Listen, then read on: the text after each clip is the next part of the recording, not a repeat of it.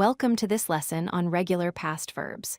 Today, we're going to learn how to form the past tense by adding the ed ending to verbs. This is one of the most important patterns in English grammar, and once you understand it, you'll be able to talk about actions that happened in the past. Let's dive in and explore how to use walk walked, play played, and work worked. So, what exactly are regular verbs? Regular verbs are verbs that follow a simple and predictable pattern when forming the past tense. Unlike irregular verbs that change completely, regular verbs just need a small addition. The rule is straightforward. You take the base form of the verb and add ed to create the past tense. For example, walk becomes walked, play becomes played, and talk becomes talked.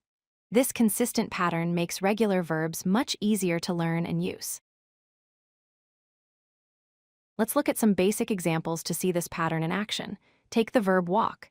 In the present tense, you say I walk. To make it past tense, we add ed and it becomes I walked. Next, we have play.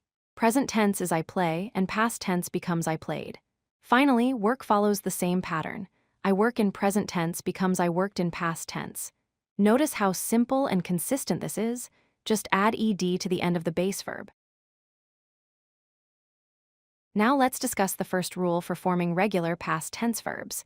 For most verbs in English, all you need to do is simply add ed to the end. Let's see this with jump. The base form is jump, and when we add ed, it becomes jumped. With talk, we add ed to get talked, and clean becomes cleaned. This is the most common rule, and it applies to the majority of regular verbs you'll encounter. Just remember, base verb plus ed equals past tense. The second rule applies when a verb already ends with the letter e in this case. We don't add ed because that would create a double e instead. We just add d. Let's look at some examples. The verb like ends in e, so we only add d to make liked. Love also ends in e, so it becomes loved. And arrive follows the same pattern, becoming arrived. This rule helps avoid awkward double e situations and keeps the words flowing naturally. Rule 3 deals with verbs that end in a consonant followed by y. When this happens, we need to change the y to I before adding ed. Let's examine this carefully. Take the verb study. It ends in dy, so we change the y to I and add ed, giving us studied. The verb cry becomes cried and try becomes tried. This rule might seem tricky at first, but with practice, it becomes natural. Remember, consonant plus y means change y to I, then add ed. The fourth rule is about doubling the final consonant. This happens when a verb has a short vowel sound followed by a single consonant. In these cases, we double that last consonant before adding ed. Let's see how this works. The verb stop has a short o sound followed by p, so we double the p and add ed to get stopped. Plan becomes planned with double n, and drop becomes dropped with double p. This doubling helps preserve the short vowel sound in pronunciation.